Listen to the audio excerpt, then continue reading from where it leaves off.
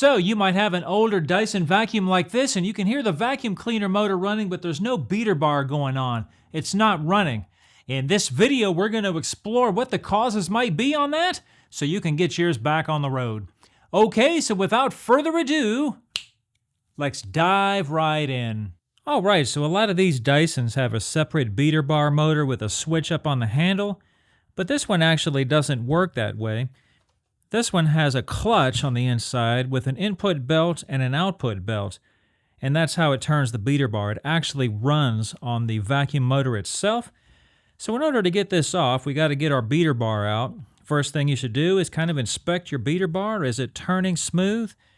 Is it all chewed up, or the little brush hairs missing, all that kind of stuff? See what kind of shape it's in.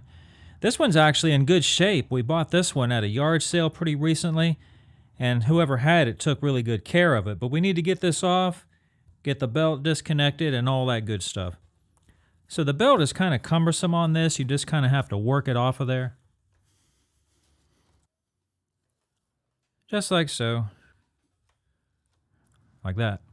And we need to get this part off of here. Just take a screwdriver and gently pry that out of there. Like that. And like that.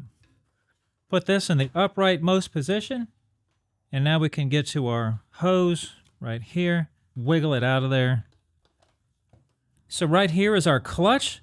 We've got an input belt coming off of the motor that you can't see. And here's the output bell going to the beater bar, and of course we engage and disengage with our lever right here. So we need to pull that out of there. It's 1, 2, and then there's another screw under here. So just pull this off right here. And we've got 2 screws right here to pull off. These are Torx T15 screws. And then the vacuum has to be in its upright position because there's another screw. If you look right through here, it's way down in there. I'm not going to be able to show that one at all. See if I can take this cover off now. Just like that. So in order to get the clutch out, we got to get this knob off of here. So you want to put the knob up like so, because this line right here is where one of the releases is at on the other side. So just take a bent screwdriver, kind of stick it up in there and pry it back. See that? That's loose. And you'll kind of want to hold the other side so it doesn't lock again. And the other release is 180 degrees on the opposite side underneath here. And just pry this one loose. And there we go. All right, so I've taken this input belt and slid it off the end of the motor shaft right here. Very simple. Now this is still a pretty tight fit in the frame here, even though it's all the screws are out of it. So if your belts are any good, you can probably pull it out with the belts. If not, just take a little screwdriver and kind of pry around in there until you get it loose.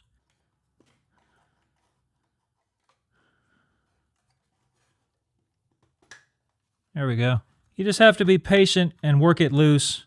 It'll come out. All right, so for this next part, I'm going to show you how to take the clutch apart and replace the belts individually. Now, if you watch this and find that it may be too difficult or you don't want to attempt it, they do sell the clutch already put together with the new belts installed. The difference is the new clutch is about 40 bucks, but you can buy the belts separately for about 10 bucks for both belts.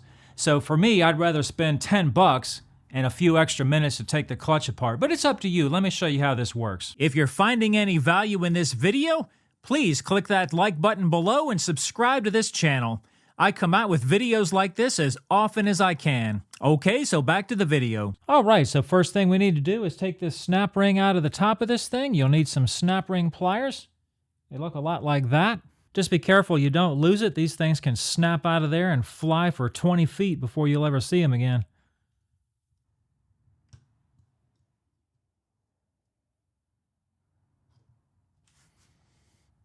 All right, we got him out of there.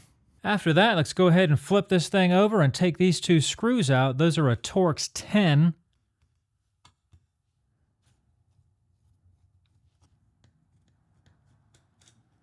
And while you're holding the top, just go ahead and take a little flat screwdriver and do that. Carefully pull the top off of here.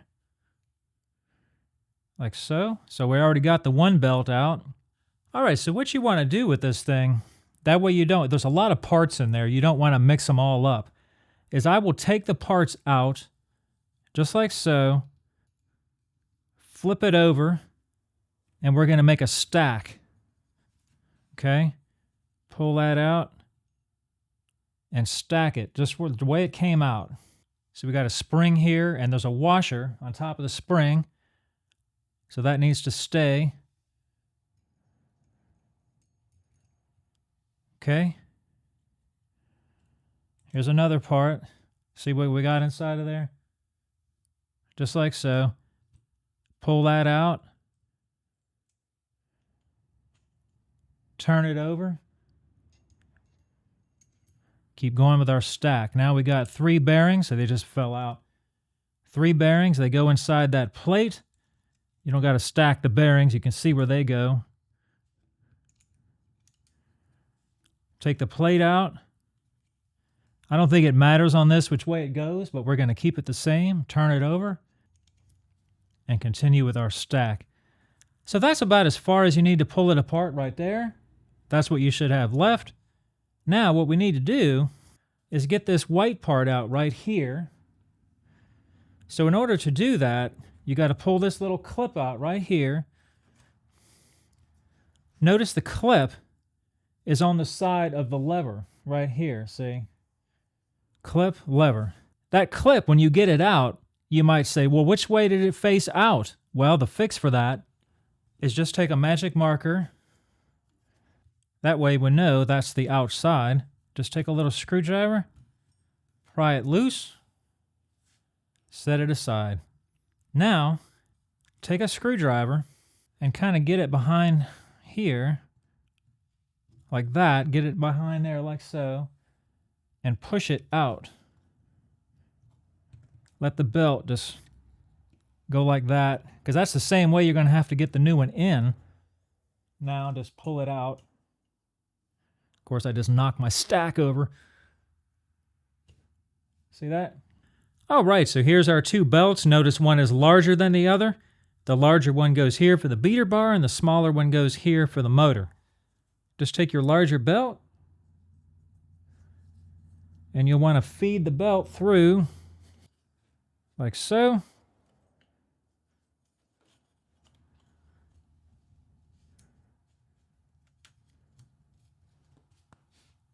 And just work that in there just like that. Very simple. No problem. So obviously there's 3 positions there for your ball bearing, so just drop them in those little indentations. Like I said, I don't think it matters on this one which way it goes, but we're going to keep it the same. So we flipped it back over. Put it right in there. Take our other plate. Now this one does have 3 indentations, so you want to line them up on the ball bearings. Flip it over and drop it in. Like that. Now this one has the spring, and the washer is down in the bottom there, so make sure that's in there. So kind of take this one, and we'll have to go horizontal with this.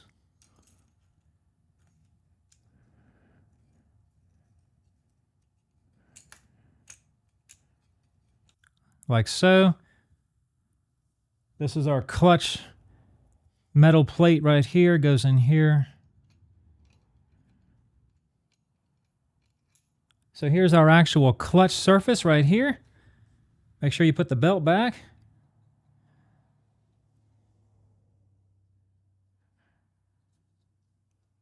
Like so. And that belt actually straddles where that screw comes through right there.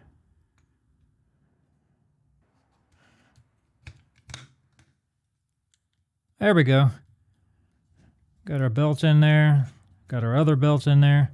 Let's put our clip back. Remember, lever. And we marked it for the outside. So just push that back in like so. And if your little bearing dropped out, it just goes right in the top, right there. Now for this one, make sure the lever, if you put the lever one way, you can't push the bearing down far enough to see the little groove where the snap ring goes. So you have to push that bearing all the way down so you can see that groove.